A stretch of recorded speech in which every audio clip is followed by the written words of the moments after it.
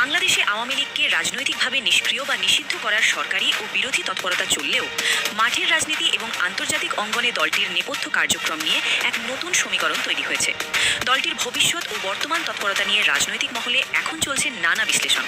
সম্প্রতি এক ভিডিও বার্তায় সাবেক সংসদ সদস্য ও রাজনৈতিক বিশ্লেষক গোলাম মাওলা রনি দাবি করেছেন, বাংলাদেশে আওয়ামী লীগের গতিপথ রুদ্ধ করতে আইনগত ও রাজনৈতিকভাবে শত বাধা বা গ্রেট ওয়াল তৈরি করা হলেও দলটির আন্তর্জাতিক ও নেপথ্য তৎপরতা থেমে নেই, বরং দিল্লি, লন্ডন ও ওয়াশিংটনে দলটির শীর্ষ নেতৃত্বের লবিং এবং সাংগঠনিক কর্মকাণ্ড এখন বেশ জোরালো।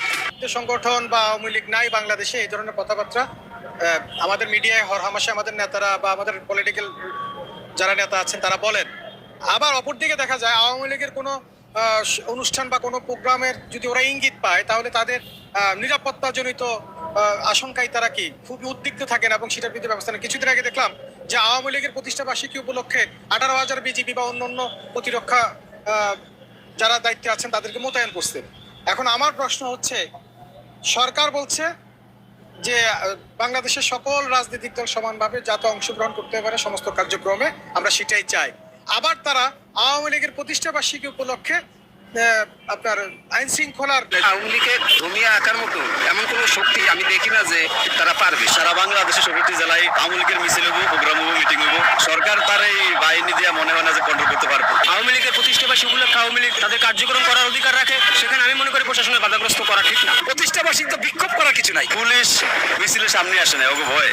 আওয়ামী লীগ তো আসবে, আওয়ামী লীগের অনেক ভোট না বাংলাদেশে, আজ হোক কাল হোক আসবে। উনি ক্ষমতা আছে সেজন্য বলতে পারতেছে, তাহলে ক্ষমতা চলে যাবে তখন উনি আর এটা ভুলে যাবে। গলার এমনি আওয়াজ দিলে তো হবে না, বাস্তবায়ন তো করতে হবে। হাসিনাকে কখনো বাংলার জমিনে ঠাঁই দেওয়া হবে না। নতুন প্রজন্ম তো তারা রাজনৈতিক ক্ষেত্রে অনেক কিছু বলে থাকতে পারে, বাট যখন আওয়ামী লীগ আসবে তখন তারা বুঝতে পারবে। তো এখন পাওয়ার আছে, এখন ও যতদিন পর্যন্ত পাওয়ার আছে ততদিন পর্যন্ত ক্ষমতা আসতে দিবে।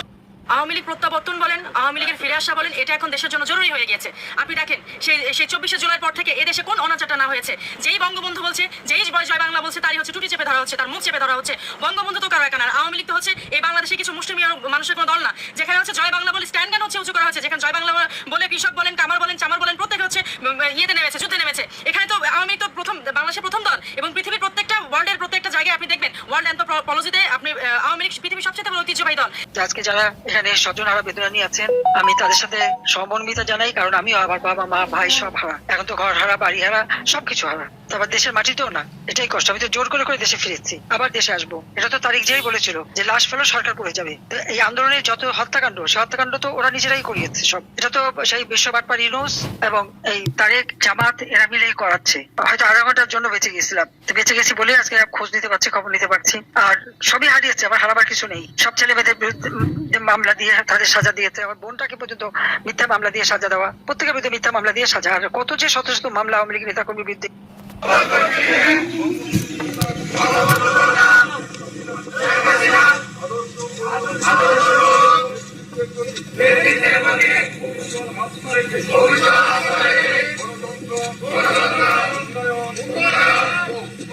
জনগণের অধিকার প্রতিষ্ঠার সংগ্রামে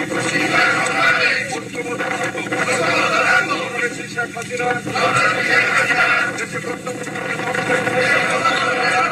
সাংগঠনিক ও রাজনৈতিক কর্মকাণ্ডে সক্রিয় ভূমিকা পালন করব। জয় বাংলা, জয় বঙ্গবন্ধু। আমাদের দুঃখে জীবন ভরে এখন আমরা আগের সরকার চাই, আমরা আগের সরকার চাই। আর নাই তো আমরা জীবন দিব, আমরা রাস্তায় নামবো। 1 বছরের বিজ্ঞাপন দেখছি, একেবারে লুট করে শেষ করছে সব। এখন আমাকে আগের সরকারই ভালো, আমাকে আগের সরকার ছাড়া আর কোনো সরকারের দরকার না। আমরা আগের সরকার অনেক ভালো, অনেক সুখে ছিলাম আমরা।